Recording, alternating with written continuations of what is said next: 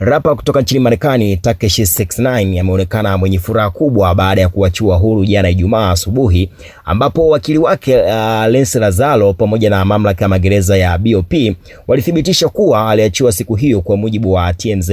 Kwenye video hiyo Tekashi anaonekana kuwa na furaha kubwa baada ya kukaa siku 90 katika gereza la MDC pale Brooklyn, akitoka kwa shangwe na kusalimiana kwa furaha na rafiki yake. 69 anajulikana kwa mtindo wake wa kipekee wa nywele zenye rangi nyingi. Amekuwa mmoja wa wasanii wenye utata mkubwa katika tasnia ya muziki, ambapo baada ya kutoka gerezani macho yote sasa yanaelekezwa kwake kuona ni hatua gani ambazo ataweza kuzichukua, ikiwa ni kurudi kwa nguvu kwenye muziki au kubadilisha mwelekeo wa maisha yake. Hata hivyo, kurejea kwake kuna kuja na changamoto mbalimbali, ikiwemo kurejesha imani na mashabiki pamoja na kujijenga upya kwenye tasnia yenye ushindani mkubwa. Mtazamaji, ukumbuke kwamba Tekashi lazimika kurudi gerezani baada ya madai ya kukiuka masharti ya dhamana yake, akituhumiwa kumiliki dawa za kulevya aina ya cocaine na MDMA mwaka uliopita. Lakini swali lilopo ni je, Tekashi 69 ataweza kurejea kileleni kwenye mziki wake au historia yake itaendelea kumfuata? Mashabiki ambacho wanakisubiri kwa sasa kwa mkubwa